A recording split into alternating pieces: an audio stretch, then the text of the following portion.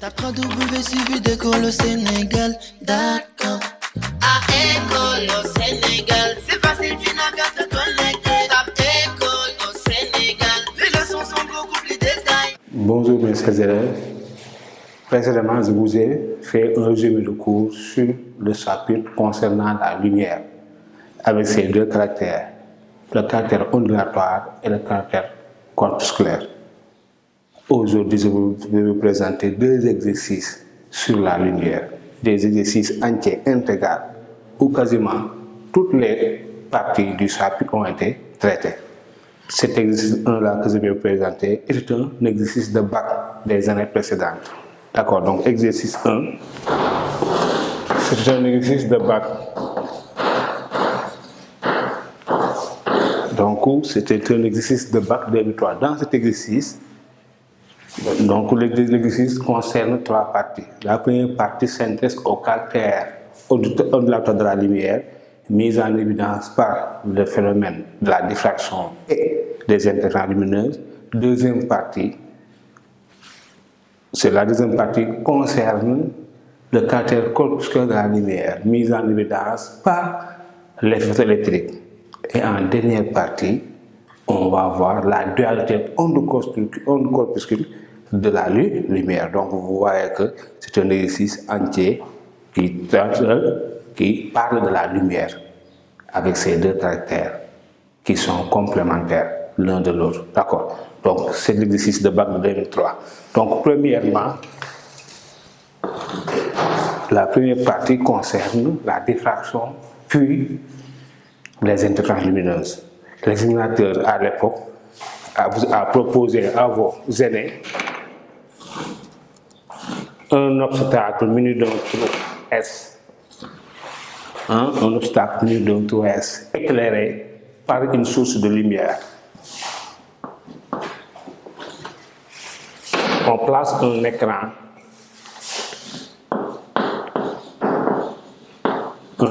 E à une distance D du trou. Ici, le trou a une dimension très petite. Son diamètre est de l'ordre de la longueur d'onde de la lumière. Donc le diamètre du trou D est sensiblement égal à la longueur d'onde. Donc je reprends. Nous avons ici un obstacle muni d'un trou S. Et à côté de l'obstacle est placé un écran. Le trou n'est pas très grand, il est très petit. Son diamètre est sensiblement égal à la longueur d'onde de la lumière émise. Donc ici, l'examinateur a demandé à vos aînés quel est le phénomène qui se produit. Si D est sensiblement égal à la longueur de la lumière, il se produit le phénomène de la diffraction. Donc 1, on répondra. Donc la question c'était quel est le phénomène qui se produit à la traversée de la lumière ici, à ce trou. Donc on dira il se produit le phénomène de la diffraction de la lumière. Il se produit le phénomène de la diffraction de la lumière. On sait que la lumière se propage en ligne droite. La propagation de la lumière est rectiligne. Arrivé au point S, cette lumière-là va se diffracter. Donc ça c'est 1. Donc 1, il a demandé à vos aînés de lui donner l'aspect de l'écran. D'accord, donc ici, on aura dans ce cas la diffraction de la lumière. Donc ici, lorsqu'ici, le faisceau de lumière traverse la source S, la lumière est diffractée. On note ça. Ici, lorsque la lumière traverse le trou S, la lumière est diffractée. Schématisé comme suit.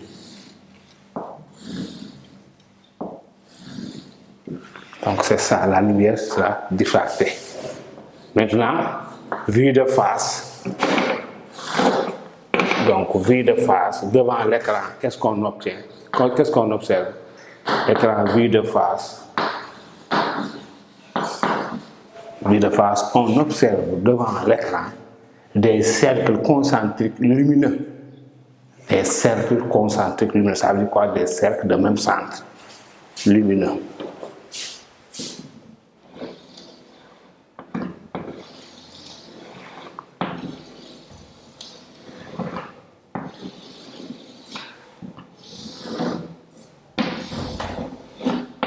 Donc c'est ça qu'on observe sur l'écran.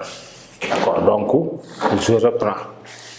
Donc lorsque ici, la source de lumière émise une longueur de lambda sensiblement égale au diamètre du trou percé, on observe, il se produit le phénomène de la diffraction, schématisé comme suit. Devant l'écran, on observe des cercles concentriques lumineux. D'accord, hein? C'est ça. Mais si on avait un trou très grand de diamètre D supérieur à la longueur d'onde, il ne se produira pas le phénomène de la diffraction. Il se produirait le phénomène de la diaphragmation. Il se produirait le phénomène de la diaphragmation. Donc il y a deux cas. Si D, le diamètre est sensiblement égal à la longueur d'onde ou inférieur à la longueur d'onde, il se produit le phénomène de la diffraction. Mais dans le cas où le diamètre du trou est très grand devant la longueur d'onde, il ne se produit pas le phénomène de la diffraction. Il se produit le phénomène de la diaphragmation. Diaphragmation.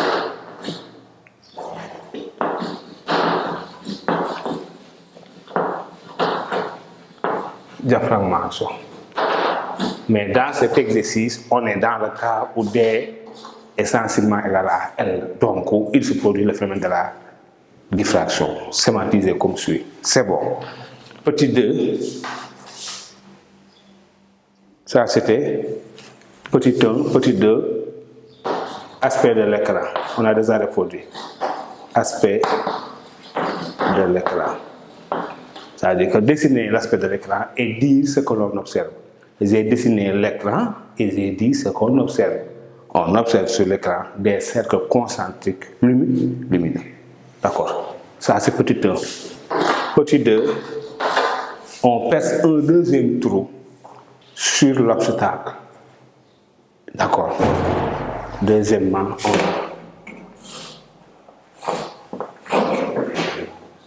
est là. L'écran est placé ici. Écran 1. Maintenant, perce un deuxième trou, S2. Et on demande, ici, l'examinateur vous a à l'époque à schématiser.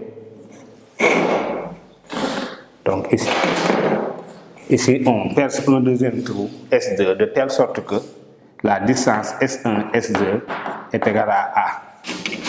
Un écran 1 est placé à une distance D de l'écran, tel que D est supérieur à A. D est de l'ordre de 100 à 1000 fois plus grand que A. D'accord. Ici, le 1, on observe ça.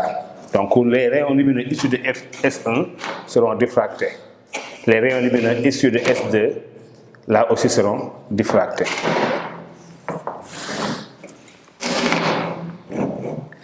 Ici, les deux sources S1 et S2 sont synchrones et cohérentes. Les deux sources S1 et S2 sont synchrones et cohérentes.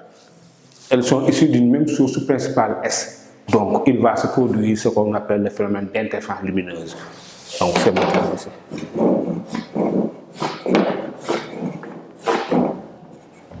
Donc, l'examinateur, à l'époque, vous a présenté ce dispositif, ce schéma. Et là, il demande, on perce un deuxième trou S2 identique à S1. On réalise le dispositif de la figure 2. Question Décrire ce qu'on observe sur l'écran dans la zone assurée. Quel est le nom du phénomène physique mis en évidence par cette expérience? Donc ici, 2.1 demande d'écrire.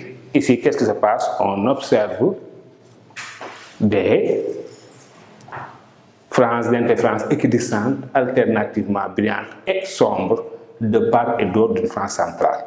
Donc, l'écran vu de face. Donc ici, l'écran vu de face, on ne va pas observer des cercles concentriques lumineux. On observe des franges, entre guillemets, des bandes, des franges d'interférence équidistantes, alternativement brillantes et sombres, de part et d'autre d'une frange centrale.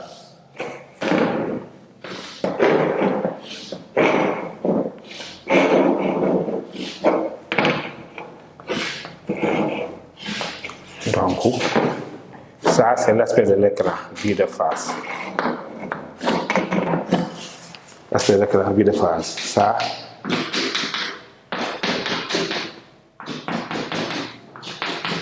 donc ici, ce sont ici on a une frange centrale brillante, là une frange brillante, et ce qui est en noir, frange sombre. Donc c'est ça qu'on observe. Donc on observe dans le champ d'interférence, après aussi zone interférentielle, des franges d'interférence équidistantes, alternativement brillantes et sombres, de part et d'autre d'une frange centrale brillante. Et ici, le nom de ce phénomène-là, physique, est appelé interférence lumineuse. C'est ça la question. D'accord. 2.1, l'examinateur à l'époque avait posé à vos aînés d'écrire ce qu'on observe sur l'écran dans la zone assurée. Quel est le nom du phénomène physique mis en évidence par cette expérience? Donc ici, je reprends une dernière fois, on observe sur l'écran des franges d'interférence équidistantes, alternativement brillantes et sombres, de part et d'autre d'une frange centrale brillante. Le nom de ce phénomène-là est appelé interférence lumineuse. www.suividecolosénégal.com